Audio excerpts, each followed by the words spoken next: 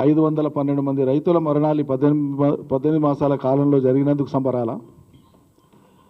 Bonus పేరు చెప్పి అరకొర ఇచ్చి బోనస్ మొత్తం ఇచ్చినట్లు ప్రజలకు ఒక భ్రమ కల్పించడం, కల్పించినందుకు విజయవంతంగా కల్పించినందుకు సంబరాలా? గతంలో మాట్లాడినప్పుడు కేసీఆర్ సర్కార్ గుట్టలకు రాళ్లకు రప్పలకు రైతు బంధు ఇచ్చింది. వాళ్ళు వెనువెంటనే వచ్చినాక చెప్పిన మాట, మేము వాటన్నిటినీ కూడా క్రమబద్ధీకరించి సరిచేసి చేస్తాం. దానికి ఒక క్యాబినెట్ సబ్ కమిటీ వేస్తున్నాం. జూలై 15 లోపల క్యాబినెట్ సబ్ కమిటీ రిపోర్ట్ ఇస్తుంది, దాని ఆధారంగా చేస్తామని మాట్లాడారు. ఆ తదుపరి కొంతకాలానికి వ్యవసాయ శాఖ మంత్రి తుమ్మల నాగేశ్వరరావు గారు మాట్లాడుతూ సుమారు 25,000 కోట్ల రూపాయలు అనర్హులకు అందినాయి, రాళ్ళు రప్పలకు అందినాయని మాట్లాడినారు. అంటే దాదాపు 1/3 ఆఫ్ ది టోటల్ 11 విడతలుగా మేము చేసినటువంటి దాంట్లో నిరర్థకమైంది అన్నట్లు మాట్లాడినారు. ఇవన్నీ సరిచేసే మేము అన్నీ చేసుకొస్తామని చెప్పినారు. ఇవన్నీ కాలయాపన చేయడానికి, రైతు బంధు ఇవ్వడానికి, కాలయాపన చేయడానికి ఇవన్నీ సాకులు చెప్పుకుంటూ వచ్చి ఇప్పుడు స్థానిక సంస్థల ఎన్నికలు వస్తున్నాయి కాబట్టి గడ్డకెక్కడానికి ఇప్పుడేం మాట్లాడుతున్నారు, ఏదో మొత్తం విజయం చేకూరినట్లు, మొత్తం ప్రపంచానికి గెలిచినట్లు సంబరం చేసుకుంటూ 70 లక్షల మంది రైతులకు మేము మొత్తం ఇస్తున్నామని చెప్పినారు. మరి గతంలో బీఆర్ఎస్ ప్రభుత్వం ఇచ్చింది 70 లక్షల మంది రైతులకే కదా. ఆనాడు 70 లక్షల మంది రైతులకు రైతు బంధు ఇచ్చిన దాంట్లో నిజంగానే పొరపాట్లు జరిగి ఉంటే మీరు ఇలా అసమర్థులై ఉండి, చాతగానోళ్ళై ఉండి మళ్ళీ అదే 70 లక్షల మందికి ఇస్తున్నారా, లేకుంటే మీరు తప్పు మాట్లాడినారా? క్షమాపణ చెప్పండి. మరి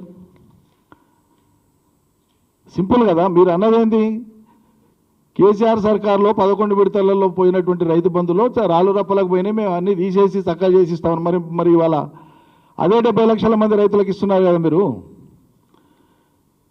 చాలా తక్కువ మందికి మాత్రమే ఏక ఫసలా పంట ఉండి, అంటే చెరువులలో కుంటలలో ముంపుకు గురైనటువంటి రైతులే ఒక పంటనే పండుతాయి కాబట్టి అటువంటి వాళ్ళకి ఇప్పుడు రైతు బంధు ఎగ్గొట్టినారు.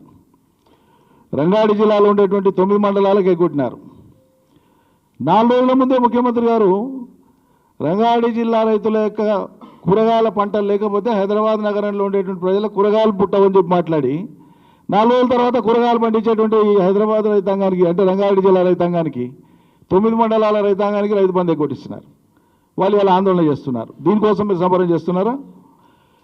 ఇంకో విషయం మేము స్పష్టంగా చెప్తున్నాం, మేము ఆనాడు చెప్పినాం, ఈనాడు చెప్పినాం. రైతు బంధు అనేటువంటిది కేసీఆర్ గారి యొక్క మానసపుత్రిక. ఒక సంక్షోభంలో గత సమైక్య రాష్ట్రంలో విధ్వంసమైనటువంటి తెలంగాణ రైతాంగం, తెలంగాణ వ్యవసాయ రంగాన్ని ఒక ఉన్నత స్థితికి తీసుకురానికే, ఆత్మవిశ్వాసం కల్పించడానికే, సంక్షోభం నుంచి బయట వేయనికే, బతుకుతో కూడినటువంటి భారంతో కూడినటువంటి జీవితం కాకుండా ఒక బంగారు జీవితం రైతాంగం జీవించాలని, వ్యక్తులకు మేలు చేయడం కాదు ఒక రంగానికి మేలు చేసేటువంటి సదాశయంతోనే రైతు బంధు పథకాన్ని తీసుకొచ్చినామని ఆనాడు కేసీఆర్ గారు పలుమార్లు చెప్పినారు. మేము అక్షరాల అదే అమలు చేసి చూపించినాం. అద్భుతమైనటువంటి ఫలితాలు ఇచ్చింది. అది గ్రామీణ ప్రాంతాల ముఖ చిత్రం మారింది. రాష్ట్ర ఆర్థిక వ్యవస్థ పెరిగింది, దాని నుంచి ప్రజల కొనుగోలు శక్తి పెరిగింది. ఎక్కడైనా ఒకటి అనారోగ్యం పొందితే ప్రభుత్వం, ఏ ప్రభుత్వం అయినా ఎప్పుడైనా సరే దాన్ని సరి చేసుకోవచ్చు అని కూడా చెప్పినాం. కానీ మీరు దీన్ని సిలువలు వలువలు చేసి అసలు అనర్హులకే దక్కింది అనేటువంటి మాటలు మాట్లాడి మరి మీరు అలా అంతిమంగా ఎన్నికల ముందు మొత్తం రైతాంగానికి, మేము గతంలో ఇచ్చినటువంటి రైతాంగానికి 5 ఎకరాలు 10 ఎకరాలు అన్నోళ్ళు, ఇవన్నీ మాట్లాడిన వాళ్ళు, అవి మాట్లాడిన వాళ్ళు అన్నీ పక్కకు పెట్టి అలా మొత్తం భూమి కలిగిన రైతులకంతా ఇవ్వడానికి సిద్ధపడ్డారు. సంతోషం. రేపు ఈ స్థానిక సంస్థల ఎన్నికలు ముగిసినాక ఇది ఎన్నికల స్టంట్ కాదు, ఎన్నికల కోసం మాత్రమే కాదు అని మీ చిత్తశుద్ధిని నిరూపించుకోవాలంటే సాక్షాత్తు ముఖ్యమంత్రి, వ్యవసాయ మంత్రి, ఆర్థిక మంత్రి ముగ్గురు కలిసి తెలంగాణ ప్రజలకు ఒక బహిరంగ ప్రకటన ఇవ్వండి. ఈ పథకం ఇదే విధంగా ఇప్పుడు ఈ విడత ఎట్లయితే ఇచ్చినామో, అందరూ రైతులకు ఎట్లయితే ఇచ్చినామో, మిగిలిపోయిన వాళ్ళకు కూడా ఏదైతే ఇవ్వాలనో వాళ్ళకు కూడా ఇచ్చి, రంగారెడ్డి జిల్లా 9 మండలాలకు కూడా ఇచ్చి, ఈ 70 లక్షల పైచిలకు రైతులకు ఇప్పుడు ఇచ్చినటువంటి విధంగానే భవిష్యత్తులో కూడా ఈ రైతు బంధు పథకం ఇట్లే కొనసాగుతుంది అని చెప్పి దమ్ము ధైర్యం ఉంటే మీరు ప్రకటించండి. ఎందుకంటే మాకున్న క్రెడిబుల్ ఇన్ఫర్మేషన్ నేను గతంలో కూడా చెప్పిన ఇక్కడి నుంచే ప్రెస్ మీట్లో, ఈ స్థానిక సంస్థల ఎన్నికల తర్వాత ఖచ్చితంగా ఈ ప్రభుత్వం రైతు బంధు పథకాన్నే ఎత్తేయబోతున్నది. బోనస్ పేరు మీదనో, పంటల గిట్టుబాటు ధర పేరు మీదనో మరో నామకరణమో చేసి వక్రీకరించి ప్రజలను మరోసారి కొత్తగా భ్రమలకు గురి చేసి అసలు పథకాన్నే దీన్ని వదిలేసి మంగళం పాడనున్నది అనేటువంటిది మాకు ఉండేటువంటి స్పష్టమైనటువంటి సమాచారం. దీని మీద ప్రభుత్వ పెద్దలే ప్రజలకు క్లారిఫై చేయాలని చెప్పి మేము విజ్ఞప్తి చేస్తా ఉన్నాం.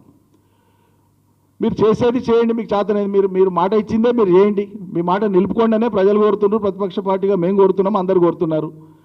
దానికి మా మీద నిందలు ఎందుకు వేయాలి, కేసీఆర్ మీద నిందలు ఎందుకు వేయాలి, మా పార్టీ మీద నిందలు ఎందుకు వేయాలి? ఏమవసరం ఉంది మీకు? అభ్యంతరకరమైనటువంటి ఆక్షేపణీయమైనటువంటి మాటలు, అదే ఉన్మాద భాష, మళ్ళా ఏమవసరం ఉంది? అంటే ఉరి చేయాలని మాట్లాడుతాం. ఈ అంగుష్ట మాతృలకు అపర భగీరథుడికి ఈ పోలికనా అన్నట్టు నాకు అర్థం కాదు. ఎన్నికల రాజకీయాలలో పార్టీలు గెలుస్తాయి, అభ్యర్థులు గెలుస్తారు, ఓడిపోతారు, ప్రభుత్వాలు వస్తుంటాయి, పోతుంటాయి. ఈ దేశంలో మహామహులు పార్టీలు కూడా ఓడిపోయినాయి, గెలిచినాయి. ఎప్పటికైనా అధికారంలోకి వస్తారా? వీళ్ళు ఇద్దరే ఉన్నారని ఎక్కిరించిన భారతీయ జనతా పార్టీ అలా మూడోసారి ప్రధానమంత్రి అయిండు మోడీ. కాలం ఎప్పుడు ఎట్లుంటుందో నిర్ణయించలేం కదా. ఇక అటుదికి ఇటుదికి అటుమారి ఇటుమారి ఆఖరికి వచ్చి గెలిచే స్థానంలో గెలిచే పార్టీలో వచ్చి మీరు అలా కూర్చున్నారు. మీరు శాశ్వతమా? మీరున్న పార్టీ శాశ్వతమా? ఆ పార్టీలో మీరు శాశ్వతమా?